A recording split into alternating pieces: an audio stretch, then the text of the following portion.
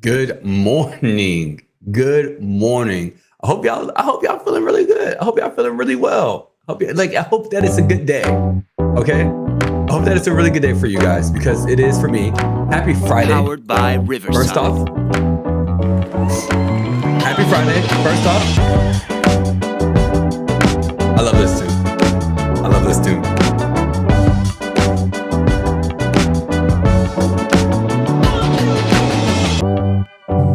Listen, I've got something I need to read to you guys.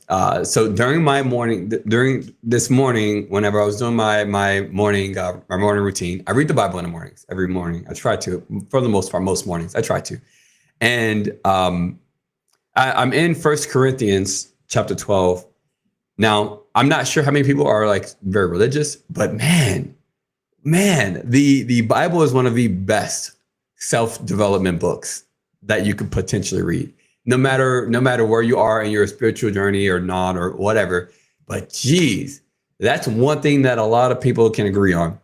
But I love this because a lot of you don't know this, don't know my last name and its origin, and so I want to talk about my last name and its origin before we get into today's topic of motivation is a scam, because I got a lot that I need to get off my chest, a lot about this, about motivation.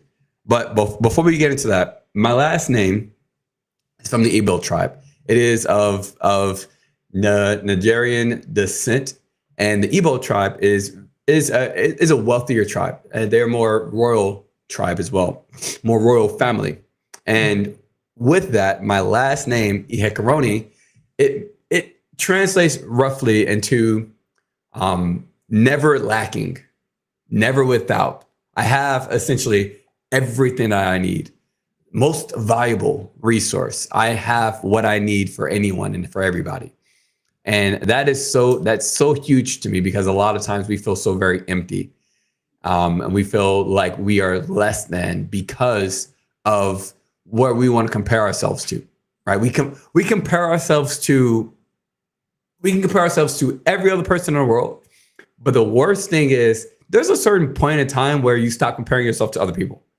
And you start to compare yourself to where you feel like you should be and those expectations. And that drains you. It drains you. And so it makes you feel like you are less than. And a lot of times you need motivation to try and get you out of that, is what you think. But I wanted to read this chapter because, geez, it's so good. It's so good. And many people have probably heard this before. But now, if the foot should say, because I'm not a hand, I do not belong to the body, for that reason, it wouldn't stop being a part of the body.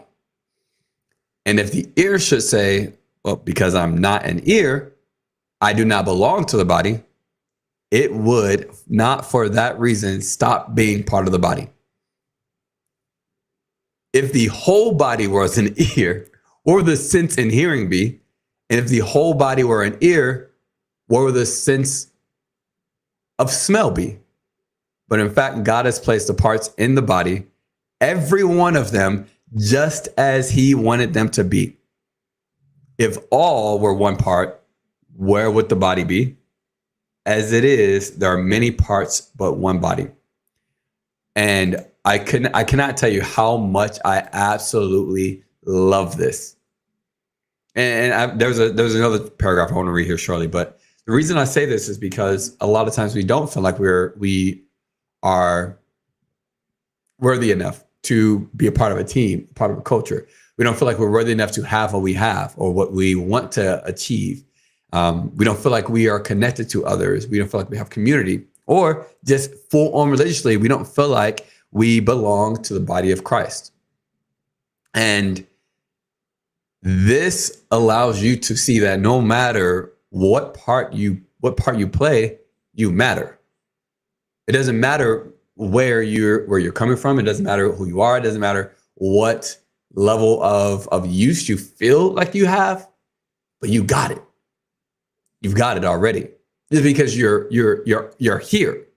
There's a part for you. Sometimes you might not know the part, right, that you play, but it's here, right? The eye cannot say to the hand, I don't need you. How can the eye tell the hand that, right? And the head cannot say to the feet, I don't need you. On the contrary, those parts of the body that seem to be weaker are indispensable. And the parts that we think are less honorable, we treat with special honor. The parts that are unpresentable are treated with special modesty, while our presentable parts don't need any special treatment. God has put the body together, giving great honor to the parts that lacked it. So there should be no division in the body, but that its parts should have equal concern for each other. If one part suffers, every part suffers. If one part is honored, every part rejoices with it. Now, as I said before, this matters so much to me because I've struggled for so long with my own completeness and fullness, and being a part of something, feeling like I am enough, right? And the reason why that matters so much to me, especially today, talking about motivation as a scam, is because we often feel like we need motivation to push us to be more, or to do better, or to have more, or to accomplish more, or to get up. And that's not the case. I'm not oftentimes that motivated. Like, I spent a lot of time in the military. We're actually going to talk about some of those things today. I spent a lot of time in the military. In my time there, I had like this much motivation. So today we're going to talk about a handful of topics about why motivation is a scam. And also I want to define what scam is too, because I didn't have that in my notes today, but I wanted to define what a scam is as well. But we're going to talk about what a scam is and why motivation is considered that, and then what I have built and used and understand, and what I train other entrepreneurs when I coach them. But I'm going to share some stories about motivation, about how to start to replace or restructure motivation as well, utilizing what I call mental contracts, how to actually structure your day to make sure that you get things done, right, the way you need to. We're going to dive into that. We're going to dive into anchoring your identity upon certain triggers for your own replacement of motivation. And I've also got this motivational pyramid that I want to be able to talk about as well. So we got a lot of stuff to get into today on specifically why motivation is a scam, what you need to replace it with, and how to actually make it work and function best for you, so that way you can be the most productive person. These are things that you're not going to get from just reading a book, unfortunately. Yeah, there are books out there that talk about the motivational scam, but a lot of this stuff is tried and true from someone whose job was to be the motivation for so long. I mean, I've talked about it. I've shown it. If you're watching the podcast, you can see up there that's my time in service as a drill instructor. Yeah, that's literally my job. Motivate. That was it for years. Motivate and encourage. Hold people accountable as well. So I think that I know for sure that a lot of the things that I have learned during my time in motivational position, motivational job experiences, leads me to be able to share some of the insights that you will never get unless you either experience it, or as someone who has had to do it and has had to figure out a different way to still get things to work. So with that, let's get into today's topic. So first off, well, motivation is a scam. What does that even mean? What is a scam? Now, I define a scam as when you pay for something. It can be monetary, like cash. When you pay for something that you don't get in return. You pay for something, but you don't get what you expected, what you paid for in return. That's what I consider a scam. So as an example, I know a lot of people say life insurance is a scam. Well, potentially, or insurance is a scam. When people say insurance, they talk about they mean all types of things, but typically they don't. But let's just say life insurance is a scam. A lot of people say life insurance is a scam. But why? Well, most of the people that say life insurance is a scam is because they didn't know what they were purchasing. I would just say that, right? So for example, if you go to your job or if you get a new job and they set up your employee benefits, right? And you've got your employee benefits set up and they're like, hey, you got life insurance. And you're like, cool. Or your family's got life insurance and you pass away from, I don't know, maybe pneumonia or something like that. And you're like, well, or your family's like, well, he had life insurance. So we should be getting life insurance. Well, little do they know that maybe the life insurance that they had set up through the work was only like accidental death and dismemberment. Maybe that's all. Because most people at their jobs with their group insurance, they just have accidental death and dismemberment. That's most people, which is not life insurance. That's a benefit. That's a benefit to life insurance. Now, can you just solely get AD&D? Yeah, you can. But most people don't understand that it's not life insurance. Accidental death and dismemberment, what it does is, in case you pass away, or in case you get into some sort of accident that kills you at some point within the next, depending on a company, between the next 3, 6, 9, 12, 24 months.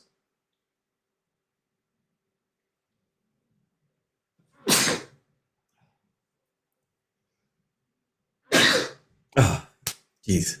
The great part about being live. That kills you in the next 3, 6, 9, 12, 24 months. If that accident directly is the reason why you passed away, then the insurance company will pay you. Depending on the company too, they might end up paying you what's called double indemnity or triple indemnity, where they'll pay double or triple, depending on the causes and depending on those things. So if you get into a car accident and you puncture your lungs from like the steering wheel punctures your lungs or something like that, you're in a hospital for, let's say, 6 months, and then you pass away because you just could not breathe anymore on your lungs, then yeah, they'll pay out to you. But let's say you get into that car accident, you puncture your lungs, you're in a hospital for 6 months, you get pneumonia because obviously you got compromised lungs. Well, you get pneumonia and then you pass away from the pneumonia because you got compromised lungs. Well, you did not pass away from the accident, you passed away from pneumonia. So you're not getting that money. So if somebody died of natural causes or something like that and they had life insurance through work, but then they put in the claim to get their death benefit, they're not going to get anything because you didn't die in the right way. And so someone would feel like, well, life insurance is a scam. We paid this money. He had this job. He had all this. We relied on this. It's a scam. Well, no, that's not what a scam is. You just didn't know what you were getting. You just didn't know what you were paying for. You just did not know. Now, I'm not saying that like that's on them, because I absolutely hate a lot of life insurance agents because a lot of them don't actually educate, especially if you get it from your job. They are not educating you on life insurance, right? It's just like 401ks. It's just like securities. It's just like IRAs. It's just like all type, right? There's so many things that you're just not aware of. You just don't know. So in that situation, well, it wasn't that life insurance was a scam. Whoever set it up for you just didn't educate you on it. So you just did not know what you were supposed to be getting. So since you did not know what you're supposed to be getting, then it's not a scam. That's just your perspective. And like, I completely get that. Like, I get it. I've been in that situation before with family and so on and so forth. So I do understand. But a scam is where what you pay for, you did not get. So if I go to wish.com and I pay for a PlayStation 5 and I get an air conditioning little spinny thing that looks like a PlayStation 5, that's a scam. I knew what I was supposed to be getting. I knew what they told me that I was supposed to be getting, and I paid for that and I did not get it. Scam. So why I consider motivation a scam? Because you pay for it, you have a specific sacrifice or something that you're paying for, and you're not getting back what you expect in return. You're not getting back what motivation as a transactional, as a business transactional, as a business transaction in return, right? You pay the price of motivation, of pumping yourself up, getting outside of your comfort zone, utilizing this motivation, and with the expectation of motivation is what's going to help you to grow yourself better, is what's going to get you out of bed, is what's going to push you, is what's going to, and that's not the case. You don't get that. Not motivation. Motivation is enough to get you up, but it's not enough to do anything. It's not. Motivation actually gets you nowhere. It gets you up. That's it. So that's why I consider motivation a scam, because the promises that we believe motivation provides, doesn't actually happen. And so many people are trying to rely on motivation to fuel their life, to fuel their business, to fuel taking care of doing the hard things. That's not true. That's definitely not what you want to do, because it is a scam. You're not going to get out. I can tell you right now, you're not going to get out of it. Momentum, yeah. Motivation can launch momentum. That's some of the things we're going to talk about. Motivation can launch momentum, which then, as long as you keep on that momentum, then you're fine, right? You need the motivation to climb up the stairs, up the ladder of the big water slide. You need the motivation to just start climbing up it. Once you're at the top, you don't need motivation to keep going down. Once you're at the top and you go, you don't need the motivation. You just keep sliding with the momentum. Don't slow yourself down, because then you slow yourself down. 1 second.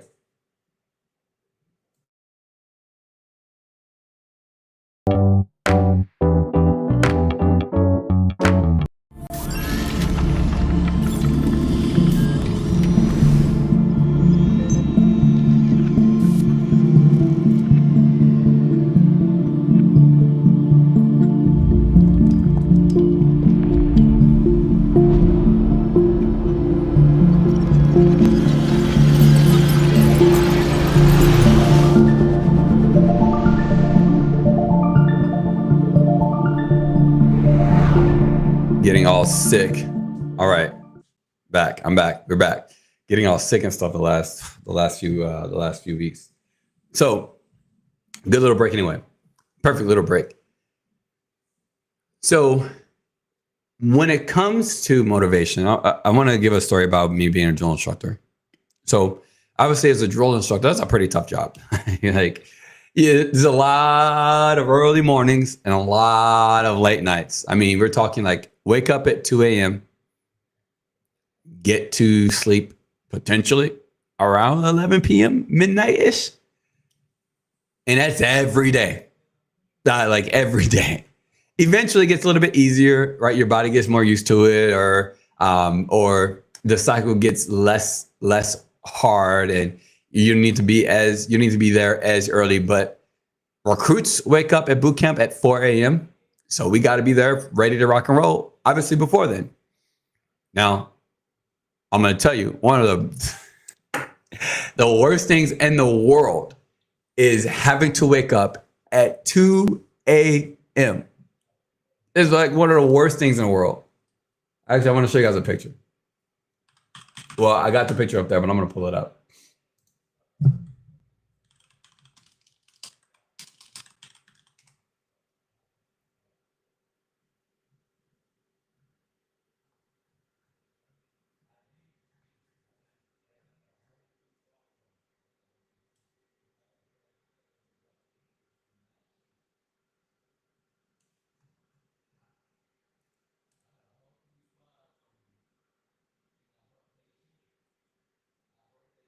Oh man, this is a really good. I'm gonna pull up this picture back here if I can find it. If I can find it.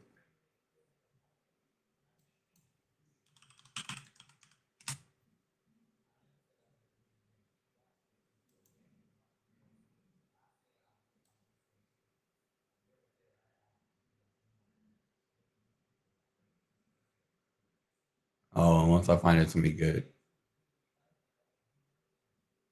Right here. Oh yeah.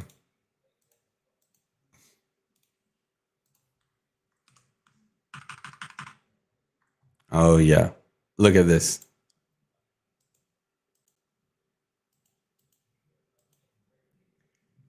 Oh, look at that. This is me here. This is me here. All right. This is me here. So you wake up at 2 a.m. to go and do this all day long. There is absolutely nothing motivating about this. Not in the moment because it hurts. It's very painful. Absolutely one of the worst times of my life. Some of the worst years of my life. And then not only am I going to be in pain all day long with no sleep, I also am expected to get up and be motivational, be encouraging. And it was the hardest thing to do. The hardest thing to do. I mean, I don't know about many of you, but even as like an entrepreneur who's trying to like build themselves up and be a better person and like set this morning routine, wake up early, cold plunge and all that all that crap, all that stuff. It's very necessary. I'm going to say I'm not taking anything away from that. But even all that stuff, waking up at 2 a.m. to go do this all day, to scream and yell or run around 20, 25 miles a day, 20, 25 miles of running a day, not motivational. Get no meals, get no chances to eat, not motivational at all. It sucked. All right. And in the morning time, I wake up after maybe 2 hours of sleep to put on the same clothes that I just sweat in for 20 hours, knowing that what was the point in even washing and drying it last night while I was trying to sleep when I know I'm just going to get back in it and within 15 minutes, I'm going to sweat completely through it again. So it drains you of motivation. And this is one of the most motivating careers in the world. I look back at this, I'm like, man, the inspiration that I had for these children, or that I had on these children. Well, I mean, they're men, right? 18 years old plus. But it wasn't motivation that got me up every single day. It wasn't motivation that got me up whenever my leg was broken or I had stress fractures and I continued to still push and go. It wasn't motivation that got me out of the bed at 2 a.m. It wasn't. I'm telling you, I rolled over every day at 2. Like, I hate this. Every day at 2 a.m. I hate this. Let me get up and go and do this. So what was it? What was it? What was it that got me out of bed at 2 a.m. to go and yell at 18-year-olds for years straight? What was it that pushed me to continue pouring more and more into other people, even when I had nothing for myself? What pushed me to go and inspire these young adults when I couldn't even shower or eat or wash my clothes? What pushed me? Responsibility, not motivation. Not motivation. I had a responsibility. Now, yeah, we can say I had a contract from the military to go and do this, but I could have very easily quit. Could have very easily done those kind of things. But I had a responsibility that was much more internal.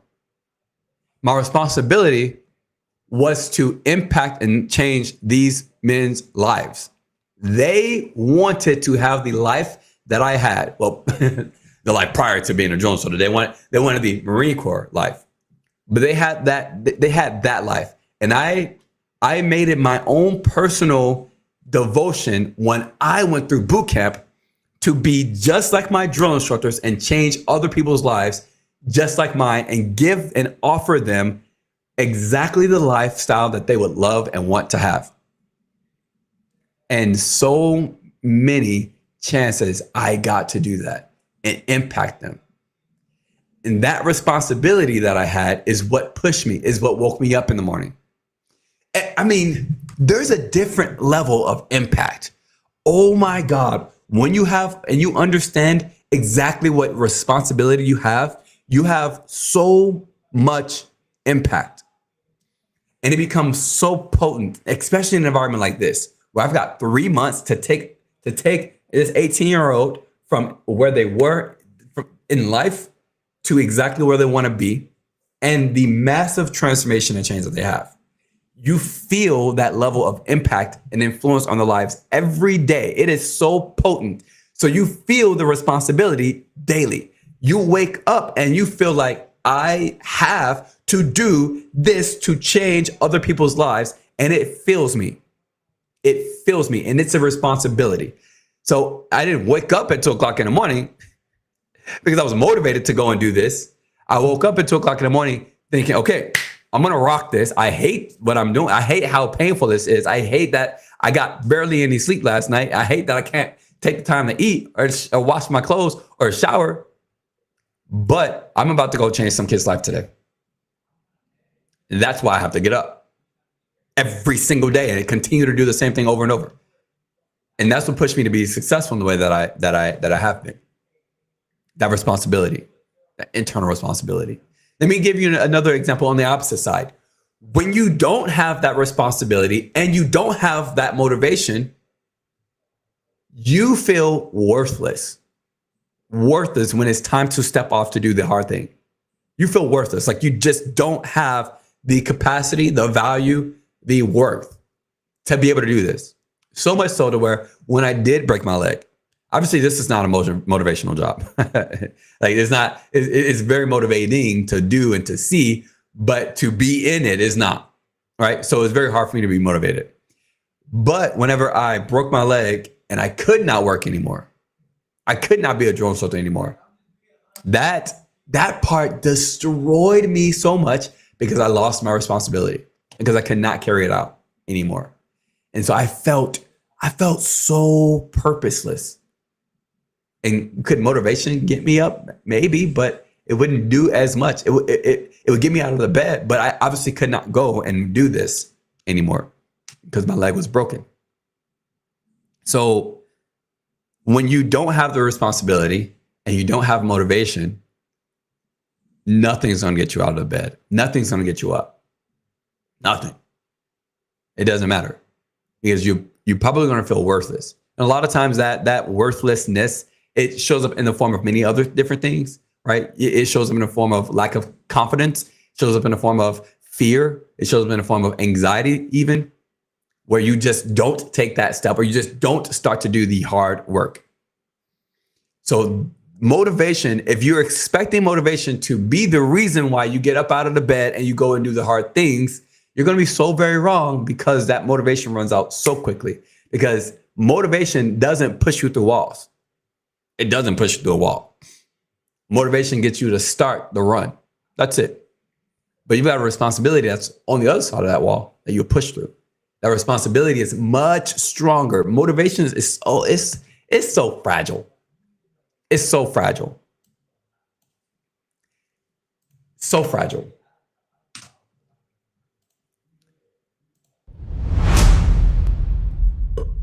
All right. So with that, understanding that motivation is fragile, it falls off, and that responsibility is what you need. Let's talk about mental contracts. So these actually are super simple. A mental contract, to me, imagine this. You write a letter or a contract stating, I will become a multimillionaire in assets and cash and properties by 2030. And if I don't, I accept that I did not do the hard work it took for me to get there. I accept that. And you sign that in 2030. If you did get there, you don't need to sign it. Why? Because you've got the proof. But if you did not get there, you sign it and say, I accept that I did not do what it took and what I knew was necessary to get there. That's a mental contract. It's a contract that you make in your head. Super simple, right? But the other side of that is the responsibility side. So when you have a responsibility to someone or something, then you make a mental contract with them. You make one between you and somebody else mentally, where you create this contract You write it. You put all the things in it. I have to do this. I have to do this. I have to do this. I'm going to hit this wicket, hit this wicket, hit this wicket. I'm going to do all of these different things in order to become and have this. Not everybody wants like material things. So we're not specifically talking about material things, but we are for sure talking about achieving what you want to achieve. And finding the responsibility factor that you have to achieve that is exactly what you have to add into that mental contract. Let me give you an example. You might be a first-time parent. And as a first-time parent, there's a lot of nerves, right? There's a lot of things you're probably worried about, concerned about the future, but you're probably so very excited and ready for this. And you start to eat healthier. And because you want to be there for your child's, graduation from high school, from college, when they buy their first house, when they get married, and when they have their kids, and now that's your grandkids, and you want to be there for, right? So you start to eat healthier, you start to work out more, things like that, right? You've obviously identified your responsibility. Your responsibility, it sounds like, is to is to your children or your grandchildren or your great grandchildren. That's your responsibility. So if your responsibility is to be able to be alive and be healthy to play with your great grandchildren, you write a mental contract. Hey, listen, John, I know you're not born yet. You won't be born for another 50 years. But between you and I, over the next 50 years, I'm going to change my health. I am going to work out. I'm going to be there to see you and graduate high school. And I'm going to be able to take you out, and we're going to be able to go golfing together. Love, great granddad, great grandmom. And then you sign it, or you make the space and you prepare to sign it. And when you fail, you sign that contract. Oh, don't forget the disclaimer. If I did not do this, I accept that I did not do what I set out to do. But now you've got a level of responsibility, because that letter is between you and your great grandchild. And that gets you there. My mental contracts, I've got mental contracts to my team, my agency. I've got mental contracts to the people that I want to be able to influence and impact, like the children as well, which is why I donate a lot to charities, and I help nonprofits as well to build up and do more things. Also to Black men as well. That's a huge piece of why I even do what I do, is to be able to help serve us, so that when we see an example of success, we see the blueprint to get there, and we don't feel like we're on our own and all the struggles that we have. Mental health as well. That's why I do what I do for them. I have mental contracts for mental health patients. All of those individuals who have committed suicide every year, especially from the military, I've got mental contracts to make sure that is changed as well. And it's not easy, because in a lot of those things, I need to have a lot of reach and a lot of influence and or a lot of money, which takes a whole lot of work on making a lot of influence, making a lot of money. So it's not that easy. But giving to and also helping build and establish and create and so on and so forth allows me to make sure that I am responsible for doing what I do. The reason why I started a finance agency, the reason why I started content creation, the reason why I started all these, because I have a responsibility to so many hundreds of thousands of people who are probably not even born yet, whose lives are going to be changed because of the amount of influence that me and the people in my corner who also support what I support are going to be able to do. I can't do it by myself. I know that. I want to have a $10 million company, because $10 million company is going to be able to build different facilities around the world where children can be able to go and meet children from other cultures with their families and in their communities, and learn and grow and understand that there is more to this world than there's just one acorn of a city. It's so hard to learn things when you live in an acorn of a city. You're a small little crouton. It's so hard to learn. So I want them to be able to travel and explore the world with families, with teachers and educators. I want that. And it's going to give underprivileged children the opportunity to have something that they never have in their lifetime. There's so many hundreds of thousands of children that are going to be impacted because of the work that I'm doing right now. Communicating with people, being on social media, creating content, creating my finance agency, creating books, and leveraging equity to build and grow for me. So that way I have the funds, 1, so that way I have the community, 2, and the network, 3, to be able to build exactly what I want. So that way those children's lives, which need to be changed before they're probably even here, can be changed. And if I quit and give up on any of that stuff, guess what happens? Hundreds of thousands of lives are not changed. So there's no option but to wake up in the morning and go and do exactly what I need to do. I hate that word, go and grind. I hate that. But there's no other option because I have a responsibility to 100,000 children. Well, hundreds of thousands of children. I have a responsibility to them. When I started in business, when I started in my finance agency, before I kind of got to where I am now, I knew that I would have a massive agency of tons and tons of financial professionals, insurance professionals, estate planning professionals, securities professionals. I knew that I have a ton of all these different professionals in my agency.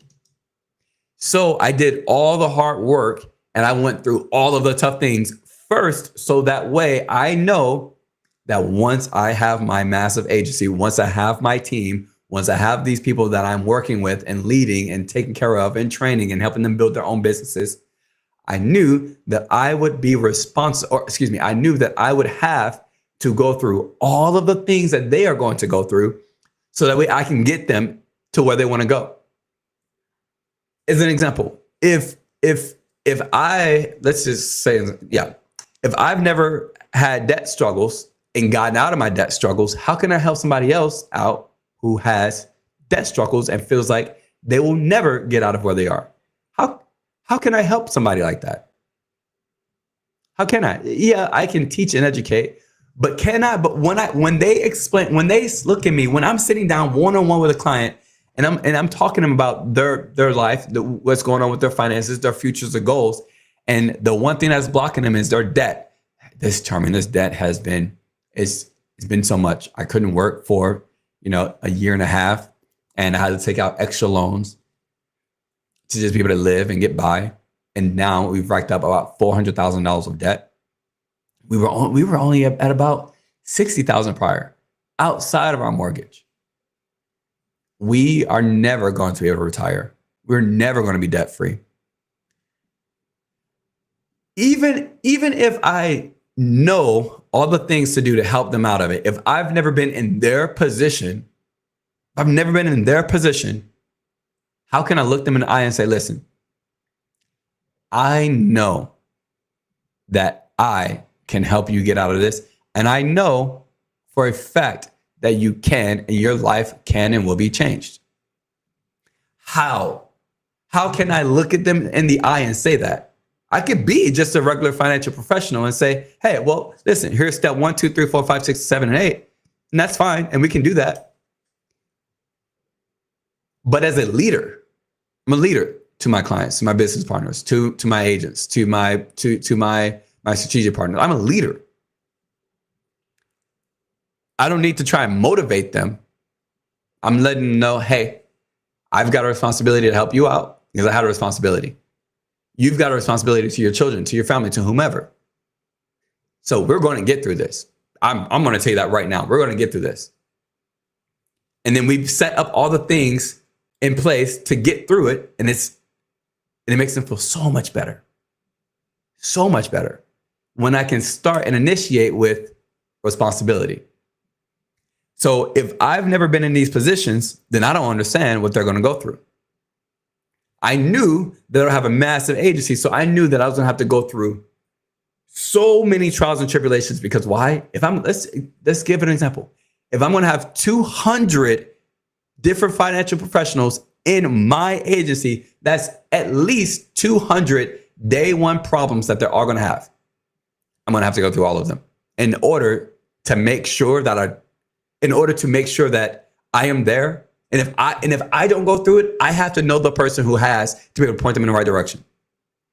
So in my brain, when I started in my finance agency, I had a responsibility to all of these people who were not even in my agency yet, to do everything I could to learn, to struggle, to implement, to take advice, to find mentorship time, to pay for coaching. I had a responsibility to do all of that stuff so that way, once my team was here, I'm already ready to rock and roll. So finding that responsibility, creating a mental contract between yourself and someone else is going to be the only way that you actually find the success that you want, because motivation runs out real quick and is not going to get you what you need. It's not motivating to get a whole bunch of no's, especially in sales or in finance or even in content creation. That's not motivating. It's not motivating to go and whenever I very first started making videos 10 years ago on YouTube, I got like no views for a long time. It's not motivating to go make the next video knowing you're probably going to get 0 views. It's not motivating. But what was my responsibility? It just depends on what my responsibility was. Next, you must structure your day like it's a non-negotiable job. I think we know that. Let's talk about what it looks like to have a job, right? You apply for a job, obviously because you need a job or something, and then you have an interview potentially, right? You maybe have an interview, you maybe send in your resume, your credentials. You want to look the best you can for it. You have the interview, you give it your all, right? Let's pause there. Your life, set up your day. When you look to set up your day, you should be looking to set up your day to be the most credible for you. It should have all the things you care about, right? When you're looking to apply for a job, you're looking for, hopefully, you're looking at their values, what matters most to them. You're looking at the pay even, right? You're looking at all these things when you go to apply for a job. And so when you're going to apply the proper schedule, you should be doing the same as I think, looking at prioritizing your values. I've talked about it so many times before, and I'm not going to get into it today. Maybe another day we can dive deeper into scheduling. But you should be applying your day just the same way as you would look for the proper job, the proper values. And then also your interview and setting it all up for your day. You should be interviewing yourself, doing your own check-ins. Is my calendar reflecting what matters most to me? Is my calendar reflecting my family time? Right? So then you start your job and you're punctual day one. If you set up a new calendar, right? A new, like, hey, these are my time blocks. This is exactly what I'm going to do. Day one of setting up that new calendar is going to be your ultimate launch. It's just like day one of a new job. You show up with a pristine uniform. Maybe hopefully they give you a uniform first, right? You show up with your uniform, with your suit, whatever it is. And you want to make a great first impression for this job. You should do the same exact thing for yourself, for your business, for your life. You set up a new calendar, show up day one. And obviously it's going to be really difficult to continue doing that every single day, right? If you choose to wake up like I do at like 6 a.m. every morning, then that sucks. If you can't hold that up, right? Crazy thing is, if you had a job and you had to be up at 6 a.m., you getting up at 6 a.m. Why? Because you got a responsibility to keep your job. But if you set it for yourself and you don't find that responsibility, you're not waking up at 6 a.m. every day. So great first impression for your own self, for your own schedule, for your own day. And then you have to also understand the responsibility of every day continuing to do that, of why you need to continue to do that. Then, now this is where things get a little bit muddy. But because a lot of people are lazy and they want to show up to work and just be there, right? Type on a computer, serve some donuts, whatever, just be there. Take that break, come back, be there, and then leave, right? You can't just be there. If you want to grow in your job, you have to be more than just present. You also have to work on trying to improve yourself and develop. your schedule should reflect that as well. Not just should your schedule reflect self-development, but the way that you consistently looking at your schedule, you're always rechecking and looking at, could I be doing this better? Am I wasting too much time on prospecting in this way? Am I wasting too much time on reading these books instead of going and taking action? Am I wasting time with clients who are not going to close? Right? You should be always reevaluating, trying to develop and improve your day because you have a responsibility.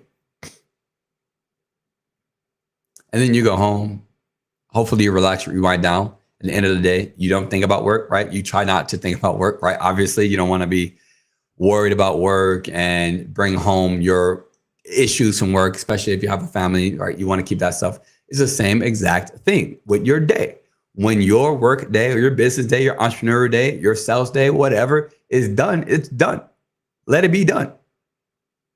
Let it be done. As an example, like turn your phone off. Turn your phone off for a few hours after work. All those extra phone calls, they'll leave a voice message because maybe their day is still going on or they don't understand their own boundaries. So turn it off. If it's important enough, you get a text or you get a voicemail. Turn it back on whenever you're ready. And continue just living your life, right? So plan or structure your day like a non-negotiable job. You should. Which brings me to my next point, and I'm going to dive into this motivation pyramid. Use triggers to anchor your identity. As an example, I'm the guy who always shows up. Okay, well, what does that mean? I want to create this specific identity around the responsibility that I have so that way I can be as successful in whatever area that I want to be. So to give an example, I'm the guy who always shows up. Well, my team, they know that if they need something, they can come to me. Why? Because I wanted to be the person that they all can rely on and count on. And I know so many people always want to be that reliable person and be accountable or be accountable, obviously. But that's one of my biggest values. Oh, excuse me. That's one of my biggest principles, to be the most valuable resource, for whomever, whatever. It's one of my top principles that I heavily focus on. So I want to be that guy who always shows up, period. And so I anchored my identity to that trigger. So when someone needs somebody to show up, it's me.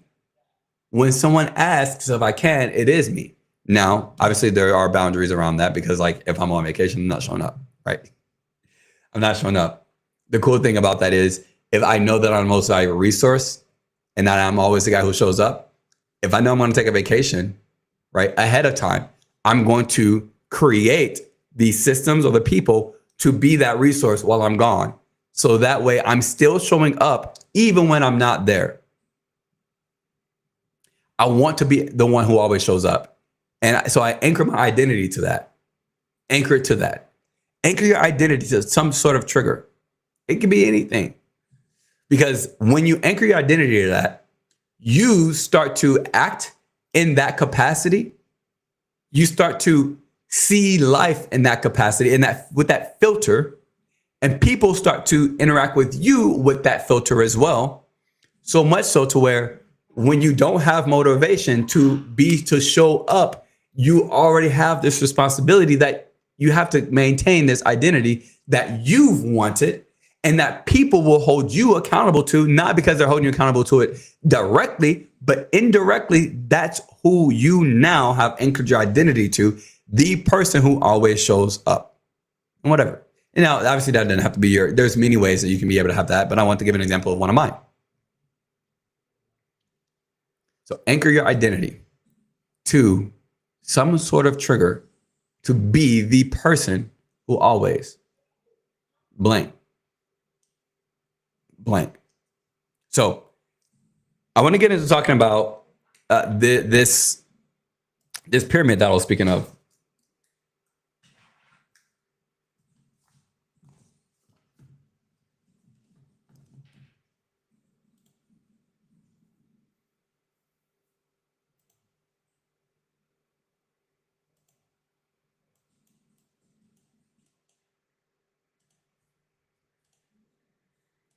Get a little transitional music here.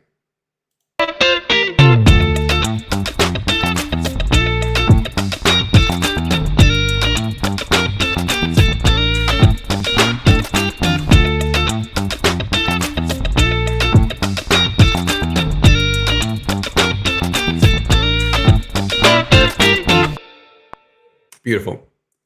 All right. Actually,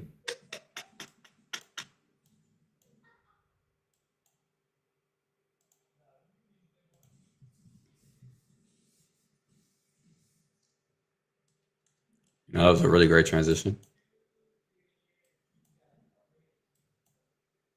There we go. All right. So let's talk about this motivational pyramid that I wanted to chat about. Now, I've also talked about it here before on the channel, but I want to, obviously, I need to definitely talk about it again today. I think I can actually make.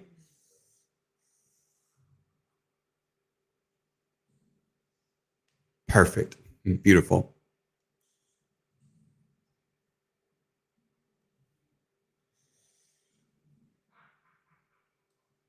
All right. So this is the motivational pyramid. It has 3 different pieces. So this top portion up here, the most simplest form of motivation that most people understand, and this is situational motivation or event. There is some situation that happens and it launches your motivation. It launches it, right? Maybe you just got a new car. Maybe you just got a new car and you're super motivated. You're very excited to like go out, show off, take that road trip, things like that. Like super simple. There was some situation or some event that happened where it made you feel good. Now, like that new car smell obviously is going to wear off pretty quickly, right? That's why this situational or event is the smallest part of the pyramid, and it happens most frequently. That's why it's also at the top as well. But then we have got our next level of motivation, which is inspirational motivation. There is something that happened that is inspirational to you. Maybe you got the chance to work with a coach, and your coach told you, "Hey, you got this.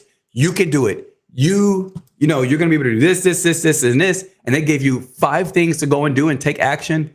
And you're motivated. You're going to go take action. This motivation lasts a lot longer, much longer than situational. Why? Because you got actionable steps. You got things you can actually do. And now you're excited.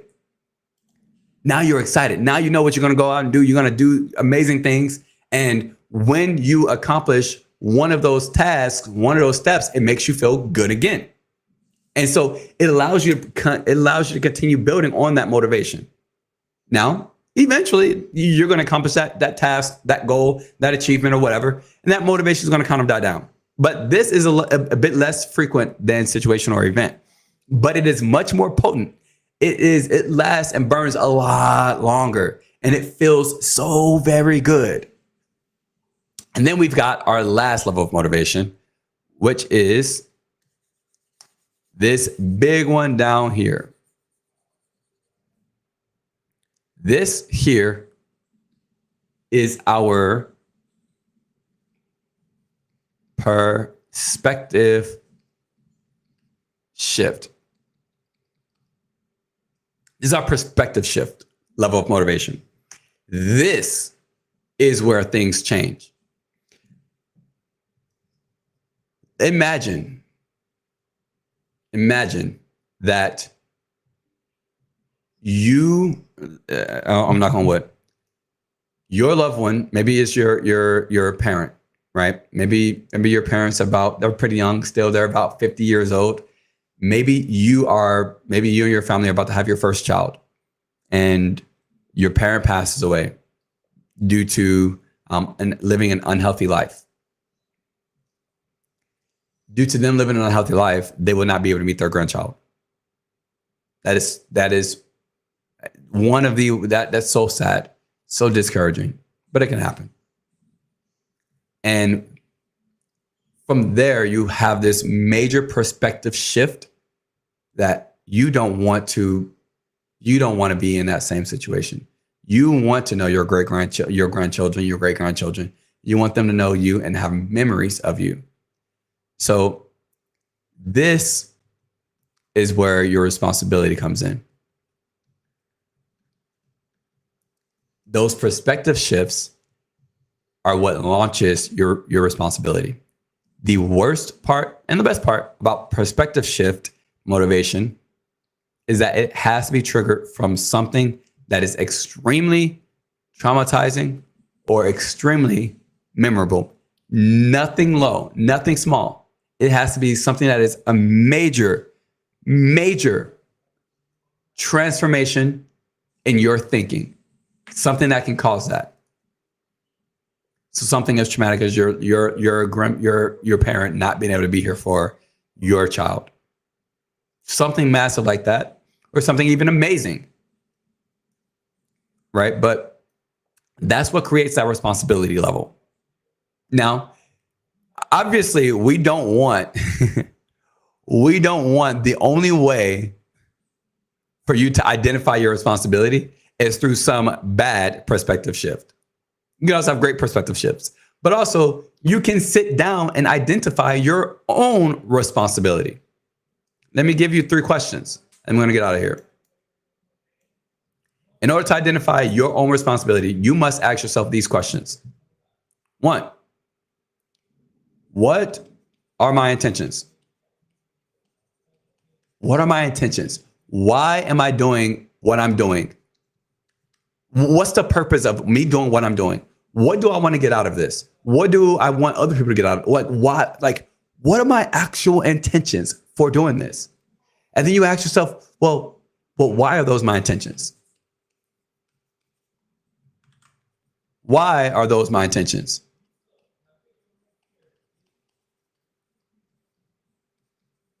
Why are those my intentions? Where does that come from? Why is that what I want to do? Where did I develop this need or this desire to create whatever those intentions are? And then lastly, is this the place, avenue? Is this the place, avenue, route, path, job, company, whatever? Is this the whatever for those intentions to come true?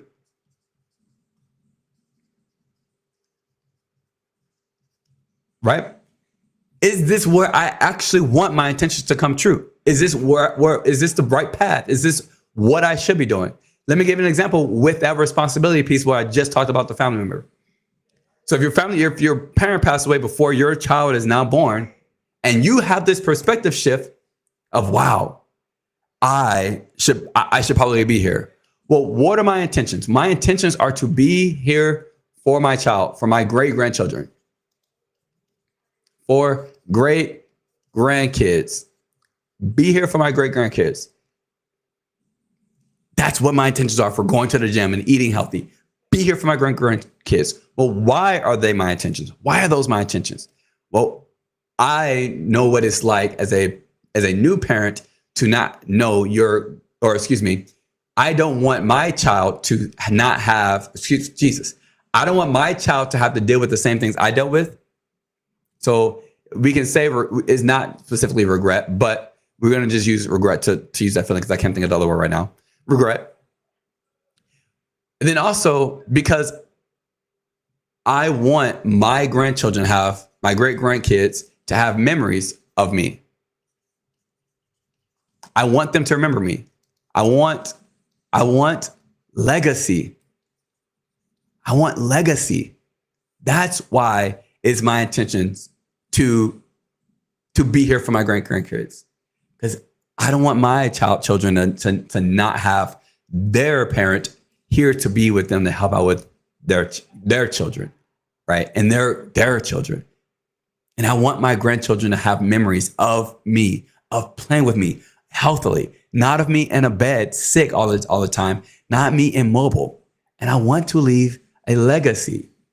Even from these three, you can go back to this question and say, well, what are your intentions for these?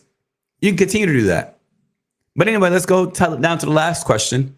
Is this the whatever for those intentions? Well, this is the right path. Eating healthy? Well, yes, eating healthy for sure is. Well, what about going to the gym? Is this the right path for that? Yeah, for those intentions. Am I in a place now where I can do that? Yeah. Or you could think, I've been juicing and I don't think that aligns with my intentions. Me juicing or me dieting or restricting, I don't think that aligns with my intentions. Things like that, that's how you identify your responsibility and what's going to keep you on that path. What are my intentions? Why are they my intentions? And is this the right place for my intentions? And if it's not the right place for intentions, start over. Go somewhere else. Do something else. Start all the way over. Go back to the drawing board and try it again.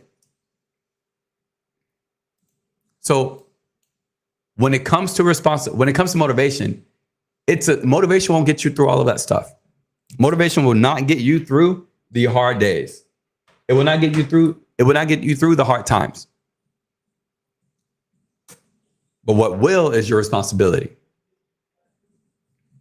And if you don't take heed to all of what I just said, and you don't look for your responsibility, you don't go through that motivational pyramid to identify where you can use motivation to leverage that momentum, right? If you don't use and understand why it's a scam, if you don't understand exactly how to start anchoring your identity to certain triggers, so that way you become responsible for others.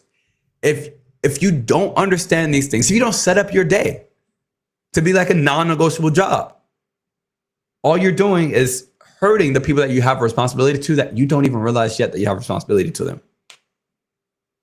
So start to look for that instead of looking for motivation. Stop looking for somebody to motivate you or encourage you. Stop reading all the motivational books and watching all the motivational podcasts. Take action. You set up your own level of responsibility, and I promise you, you're going to get so much further. So with that, today was amazing. We had a really, really, really good time. I want to ensure that if you guys do want any more of this kind of information or education, you guys subscribe to our YouTube channel. It's obviously very free. Subscribing to our YouTube channel is very free, and you can do it at any point in time. So with that being said, guys, we had an amazing time today. Check us out on YouTube, on Spotify, on LinkedIn, on TikTok, and so on and so forth. We should have a really good time. And with that being said, guys, have a beautiful day. I will see you guys Monday morning. I believe Monday morning. So take good care. Take care. Bye.